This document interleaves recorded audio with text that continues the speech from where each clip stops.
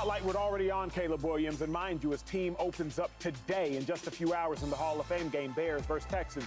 But his teammate, Marcedes Lewis, he made the lights even brighter. Lewis, the longtime teammate of Aaron Rodgers, told Keyshawn Johnson on the All Facts No Breaks podcast what he sees in the rookie. Take a listen.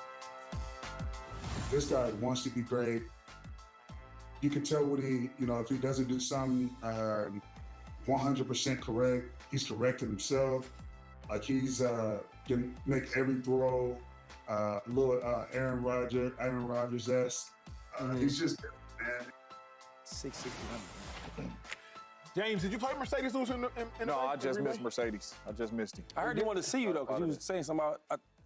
That's my dog. I ain't messing with him. Look, when you get compared to Aaron Rodgers, that's no small feat. You played with Aaron Rodgers. Yeah. Caleb Williams, everybody is hyping him up, rightfully so. James, going to ask you a very important question. Yeah. You okay with the Caleb Williams-Aaron Rodgers comparisons? Absolutely.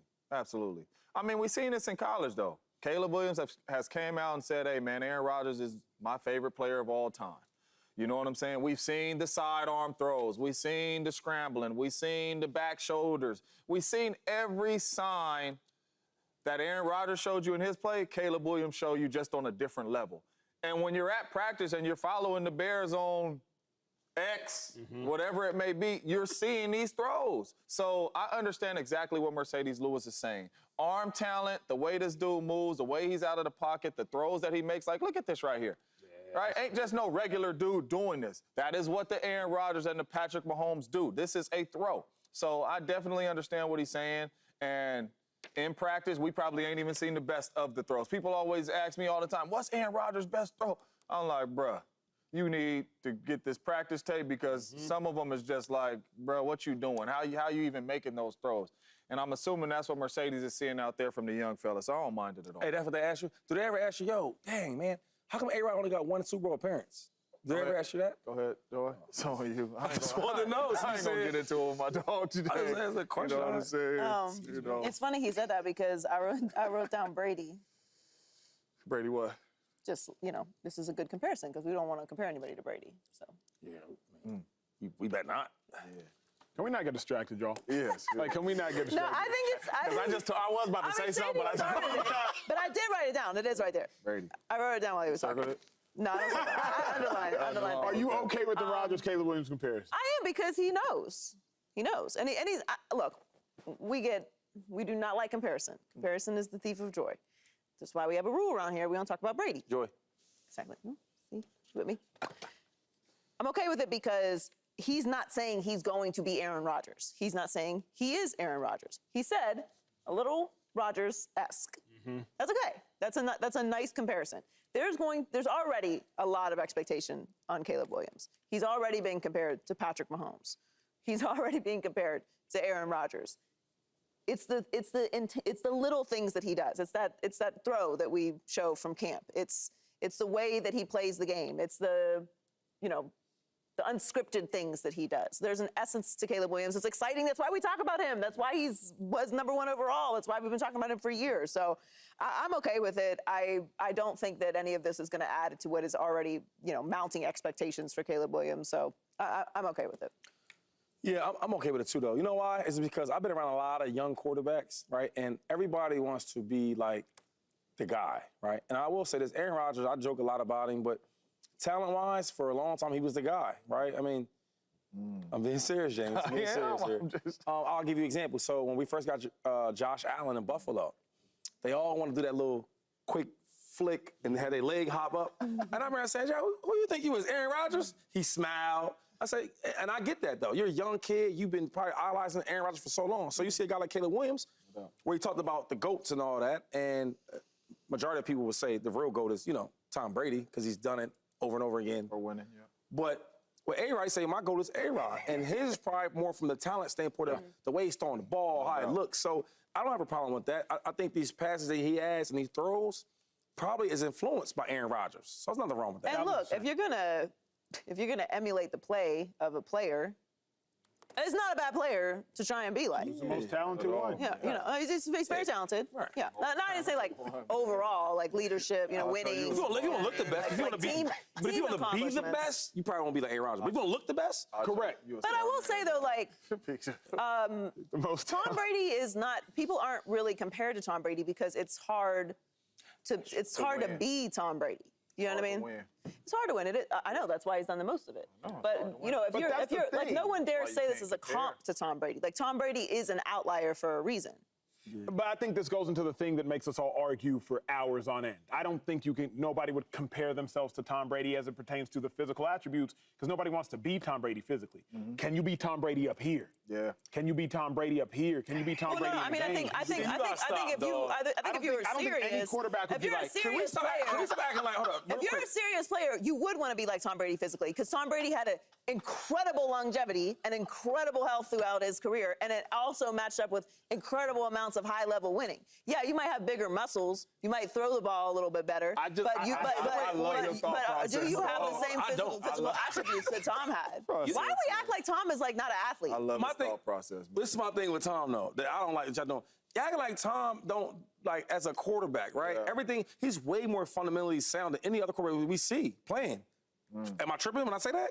Yep. If I'm coaching a quarterback, no, I'm being serious. If I'm coaching a quarterback, right? And you got the flashy Aaron Rodgers, right? And you got Peyton Manning, all these different dudes.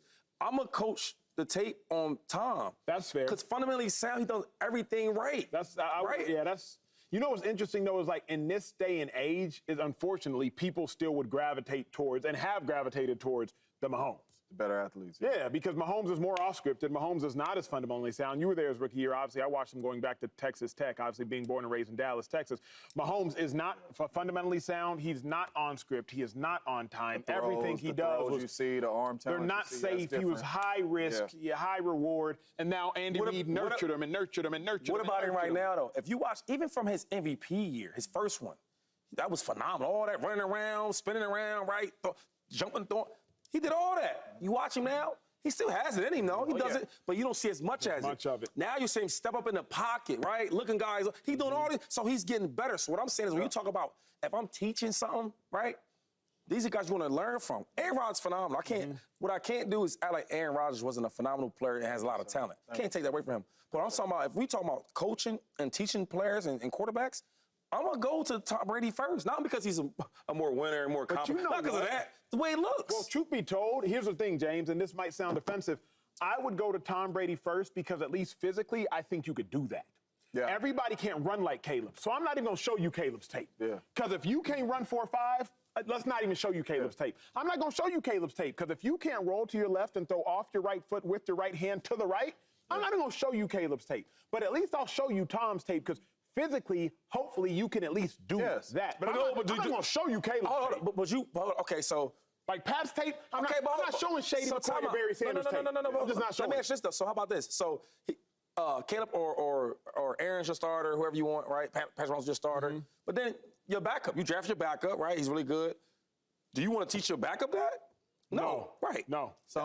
Because in my mind you can't. It's kind of like because you don't want that though. No, but you only want a player. I'll give you an example. Andy Reid's the best at this. He says, yo, when I would run the ball all crazy and all that, and when Coach would yell at me, he said, hey, let him play. I want you to be yourself. He always says, I want you to go out there, let your personality show and be yourself. But he's going to coach you up. So, and you might see me doing this, but I've learned how to tuck that ball.